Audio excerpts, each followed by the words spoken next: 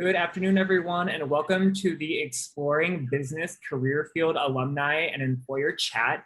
My name is Nick Gofford. I use he, him, his pronouns, and I'm a career counselor in the College of Liberal Arts here at the University of Minnesota Twin Cities.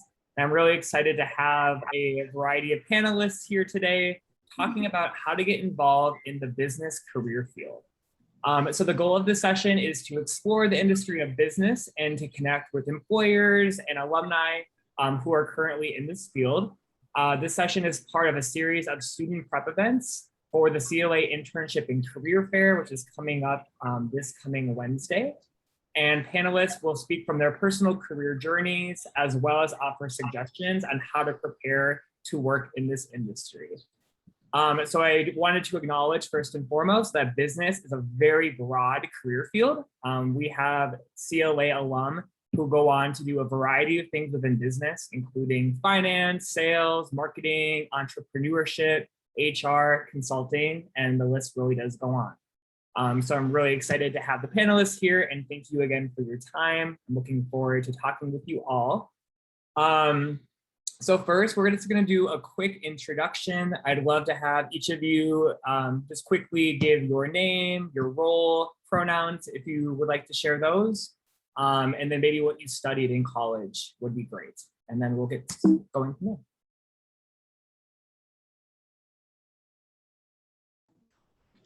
Looks like I'm first on the list, so I can go. Hi, I'm Brandy Burrows. Thanks so much for having me here today. I am a regional corporate recruiter with Medics. So I actually sit out of our Scottsdale, Arizona location, but recruit for 4 of our 19 markets that we have here at Medics, which does include our Minneapolis location. So that is primarily why I like to partner with the University of Minnesota. So again, thanks so much for having me. She, her are my pronouns that you can address me as. Thank you. I can go next. I'm Brian. I'm a CLA alum, graduated in December 2020. I work at Cargill as a sales associate, and I sell food ingredients to small manufacturing CPG companies, which is really fun. Yes, feel free to reach out. Pronouns are he, him. 1 second, sorry, just getting used to Zoom here. My name's Michael Lopez. I am a proud CLA alum. I studied economics and political science, so both in CLA. I'm very excited to be here, and I've been with Accenture for the past year. Did I miss anything else? Nope, that's great. Great. Thank you all. Sorry for the little slide issue there. Looks like we are all good to go. And for the live folks who are watching this webinar, know that the email addresses of our panelists will also be shared in the chat. So definitely make sure to watch out for those. And we'll be offering a Q&A at the end of the session. So if you do have any questions, please feel free to add those to the chat or hold on to those, and you can ask personally if time permits at the end of the panel. All right, so I'm going to stop sharing the screen here, and we're going to get right into our first question, which is just why are you each interested in the business career field, and how were you introduced to it?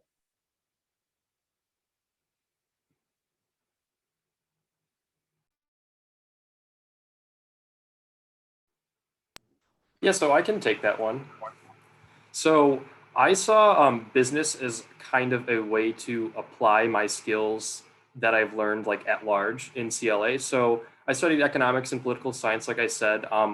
There aren't a lot of direct tracks that you think of when you think of those degrees, at least not when compared with other degrees. Like, for example, if you're an accounting major, overwhelmingly accounting majors are accountants. So I wanted to see, I wanted to like look for a field that was broad where I could apply my skills in a lot of different ways. And I saw consulting as really the ideal opportunity to kind of take advantage of that. Since I've been here, I've been on Salesforce projects, Tableau projects. It really touches on a lot of broad, generalized areas. And I think, a CLA education really makes you an ideal candidate to kind of respond to those situations because that background you have is so, versatile. It's so, diverse. And so I think that's what drew me to my particular business career field for consulting, and I'm sure it applies in other areas as well.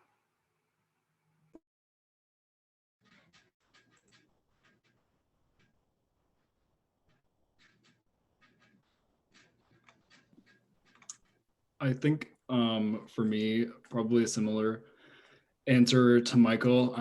My role isn't as broad as consulting, but I think what drew me to business in the first place was I think CLA grads have a really unique understanding of business and different from somebody with just a typical business degree or able to see things from a lot of different perspectives. And I thought about what I was really interested in international relations and Spanish and global studies was my major. And what can I do to be able to work in that and work with people from around the world, but also have a sustainable career and job security, because those things were important to me. And how can I, for lack of a better word, try to get the best of both worlds? And I think business was really the clear answer. And for me, I think an exciting part about the business world is I don't just want to have one career. I work in sales now, but I don't want to work in sales forever. And I think just because you start in one aspect of business doesn't mean you can't transform into another, which is really exciting too.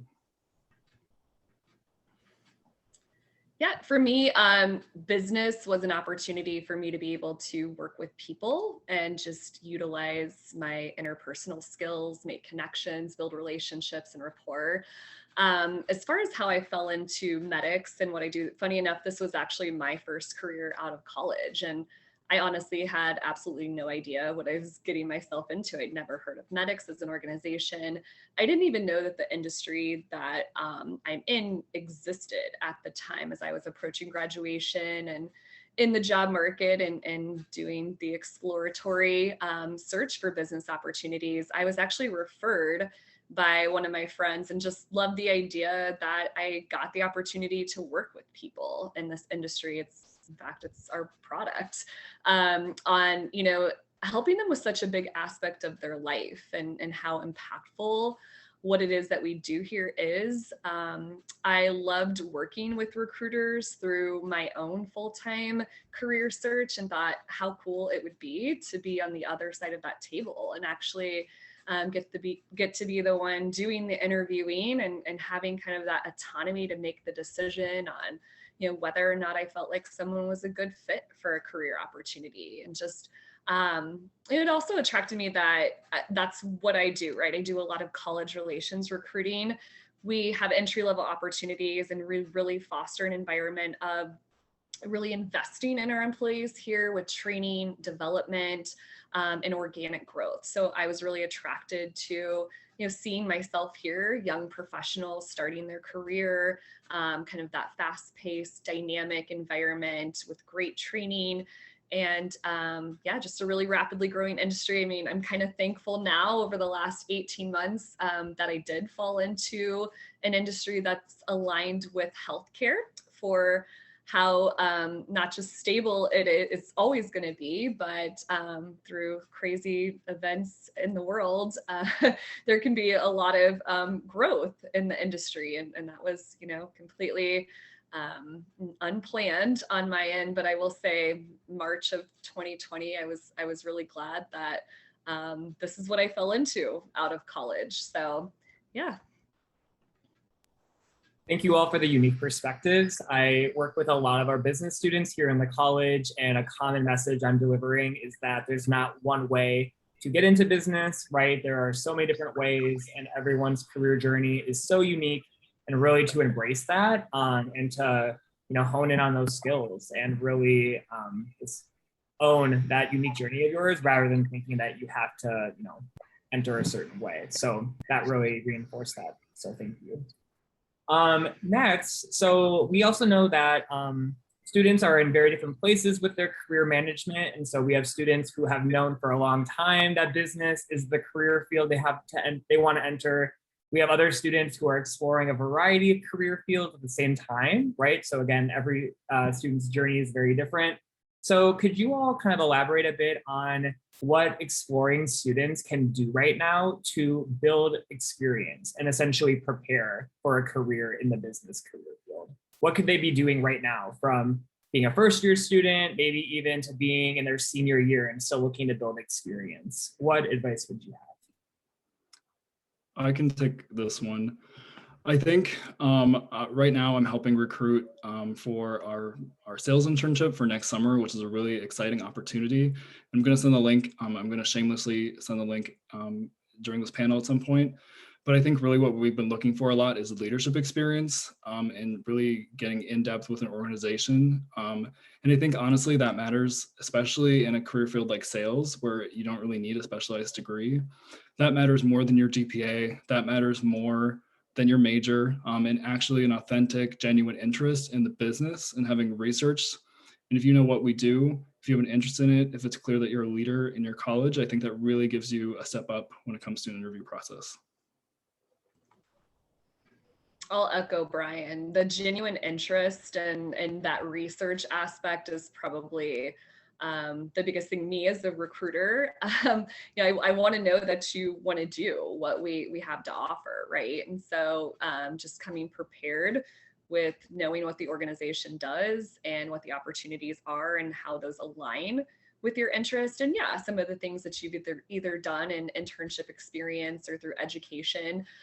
We don't require any background or knowledge within healthcare or any specific degrees or anything like that. It's more about just your ability to want to do what we do and have, I guess, more so the soft skills. So, the interview prep, right?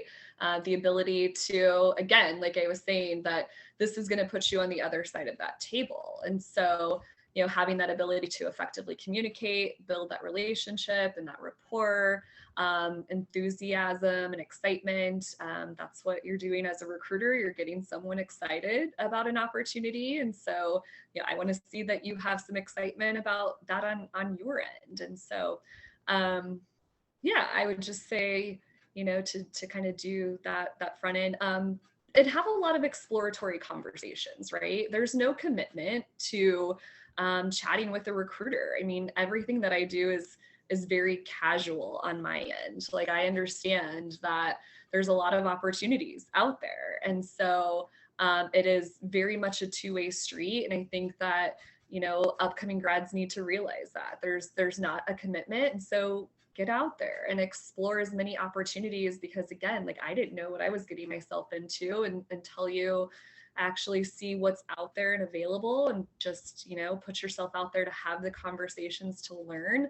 Part of our interview process, we actually do a shadow interview because we want the candidate to have that experience and get the feel for who they're going to be working with on a daily basis, the culture, the environment, actually shadowing the job function so that you feel really comfortable getting into. And again, there's no commitment. So going into an interview process, it doesn't mean that you have to 100% be interested, or it doesn't mean that you're necessarily 100% going to get that role. And so just not being afraid to kind of have the exploratory conversations early on, I would say. Yeah, I guess I'll jump in here. So I think Brian and Brandy both gave excellent answers, and I would echo the part about leadership and having authentic conversations. I think those are crucial. I would also add that maybe for consulting specifically and for a lot of other domains, what Accenture really looks for is that you've demonstrated a history of complex problem solving. And so that doesn't have to be through internships specifically. I had one internship at a Fortune 50 insurance company, and so that definitely helped. But I also did research within the College of Liberal Arts for 3 years, and they really loved when I highlighted that experience in my interview process. So I would say pretty much all experience is good experience, whether it's leadership in clubs, involvement in clubs, things that you show genuine interest in, or through research or internships. No matter what stage you're at, you can really speak to those skills, I think. And I think especially for seniors, you may not have enough time to get an internship between now and when you're applying, of course. But I think there's a lot of great trainings out there. If you're looking to get into a career field like consulting, look up some trainings on cloud, on AI, on things that are really cutting edge technologies that a lot of firms are working with. Other than that, I mean, like I said, all experience is good experience. Wonderful. Thank you all for that. Kind of going off this idea of cutting edge technology and some current trends as Michael is kind of going into, could you all talk a little bit about what are some of those trends right now in the business field and or upcoming changes that you're seeing that students and alumni could be preparing for going into the business career field? I think for me, something that we're definitely looking for is people, and I don't have this skill, and I wish I did, is people who can work with data. I don't think it's not that you won't get a job if you can't work with data, but that it's an extremely big leg up.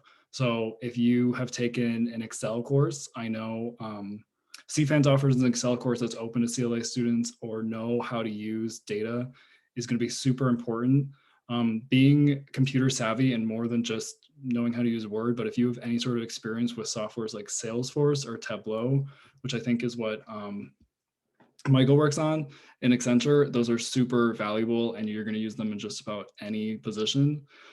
So yeah, I think using them and really strategically understanding which softwares are most important, because a software like Excel and Salesforce are not going to go anywhere anytime soon. As far as this question goes, I kind of more so thought about it in terms of our industry, as far as trends. So, I mean, as you can probably imagine, there's no time more than during a global pandemic in which healthcare professionals are in dire need. So again, this is just always going to be like a super stable industry to be aligned with, but the silver lining through all of this craziness over the last 18 months or so has been that it's actually had a positive impact on our industry and our business, which has created a ton of growth and financial opportunity internally here at Medics. Actually, we just had a national conference call last Friday, and we announced that there have been 175 internal promotions in the last year and a half, all while working 100% remote during the bulk of that time. And so, yeah, I think it's like, you know, I guess, again, kind of going more soft skills, having like intrinsic motivation to be able to be adaptable through everything that has been going on, you know, and working remotely and still wanting to come together collaboratively as a team and, you know, work towards common goals and, you know, needing to be resilient through a lot of it. So, you know, those are, again, some of the, I mean, it's just been a wild ride over the last 18 months and never would have, you know, seen any of this coming. But I think that that's what's been cool to see is how, you know, resilient and, you know, taking the opportunities to capitalize on the time and, you know, and being able to actually like have a hand in positively impacting, you know, what's going on right now. So, yeah. Yeah, so I think I'm up next here. Sorry. So with Accenture, Accenture as a global technology and consulting firm, we are pretty well versed and have a lot of expertise in emerging technologies. And so areas that Accenture is really trying to focus on right now include, I know I'm going to throw around a lot of buzzwords here, but I'll explain a little bit. So we have agile, although it's not a technology, you know, it's still important to the the project development lifecycle. We have blockchain, as you've probably heard, you know, generally associated with cryptocurrency, but a lot of potential for businesses to kind of use it as a way of safely securing and storing data. We have obviously data science, data visualization, as I mentioned, a lot of tools that Accenture uses for clients in that domain. And then we have other areas as well, like cloud. Cloud is a rapidly growing industry. And so within consulting, you don't have to be an expert in any one of these areas. It just helps to know something about them so that if they come up in client meetings, you are at least conversational in it. Accenture actually requires that we take a few hours of fun short trainings in all of these domains every year. It's called TQ, Technology Quotient. It's actually been really helpful for me, both inside and out of the workplace. Even when I'm just like out to dinner with friends or colleagues, you know, I'm conversational in all of these technologies. So I would say those areas I said, agile, cloud, in areas such as that, such as data science, they're going to be useful no matter where you end up, I think. So yeah.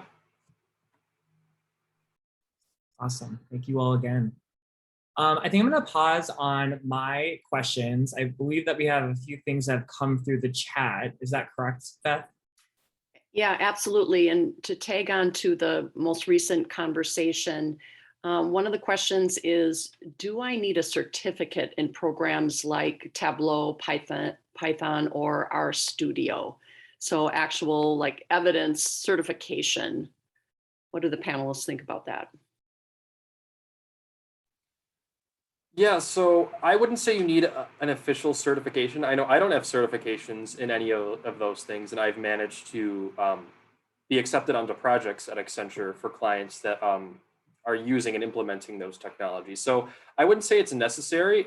It's helpful, I imagine, if you're applying and they see that on your resume. But I think it's more than enough to say proficient in Tableau or whatever your level of skill and expertise in that is. So I would say the official title is nice. If you want to pursue that, go ahead. But I wouldn't say it's necessary by any means.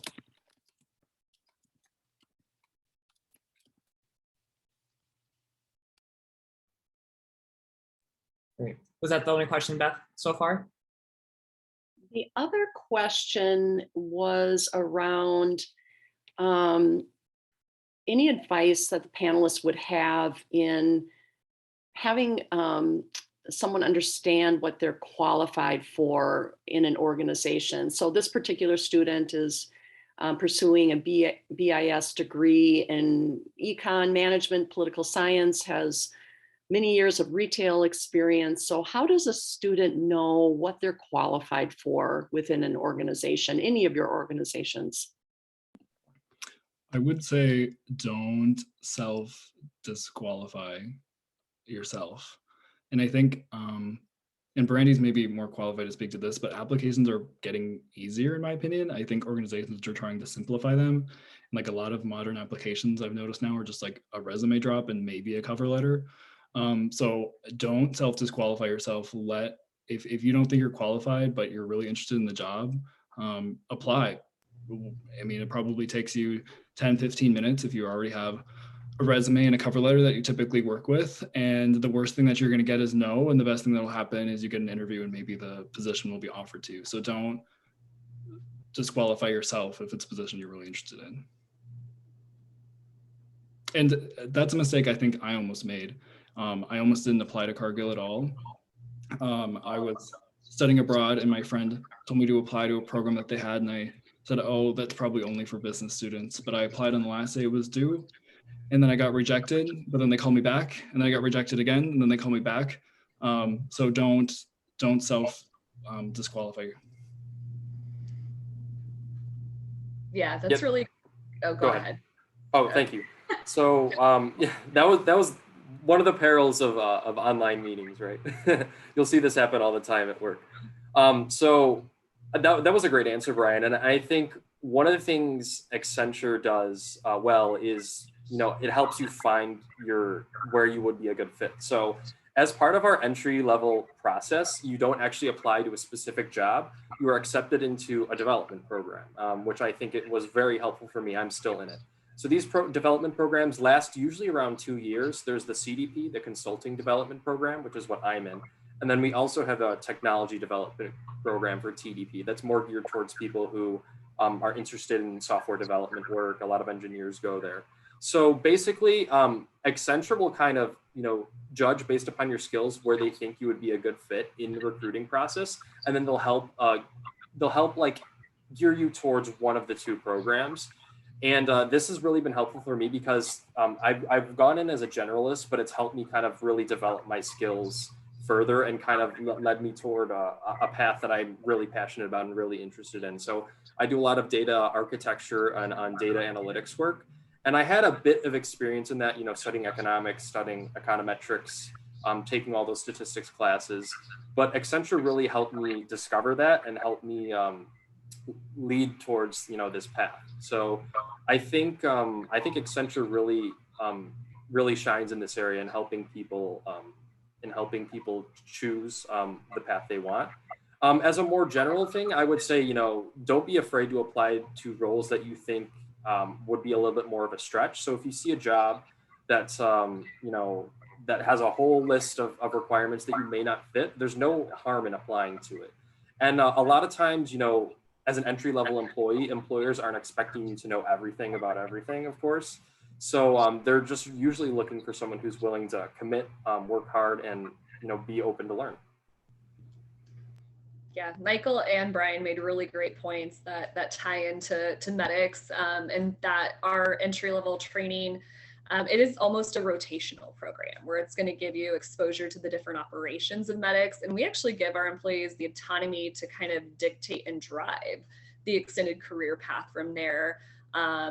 After that point. So it's not something that you have to necessarily know exactly what you want to do, but like Michael's point is just coming in and, wanting to just, have essentially the opportunity to come in and learn and, kind of figure that out for yourself as the direction that you want to go. Our opportunities are entry level, and we don't, again, require any certain background or knowledge with any specific area. And so, I'm not expecting you to have any sort of experience in anything that we do. And to not be afraid to apply, but also to utilize your network or the ability to network,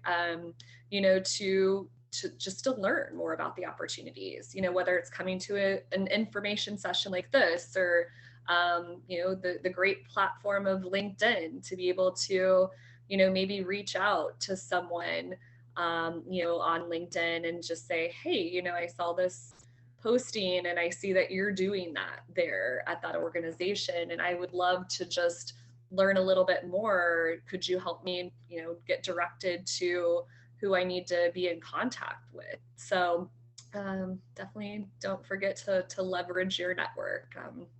What they say, who you know, not what you know. So Yeah, I think the networking piece is huge. And as a reminder for folks who are tuning into this, please make sure to, continue your networking, maybe contact one of the panelists here if they have a story or a background that you're particularly interested in.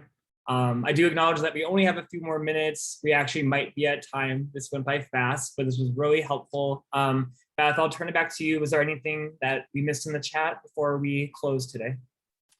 Could we get a comment or two about what makes a cover letter special or impactful? Really quick, that was another thing Brian mentioned, as far as the ease of applying.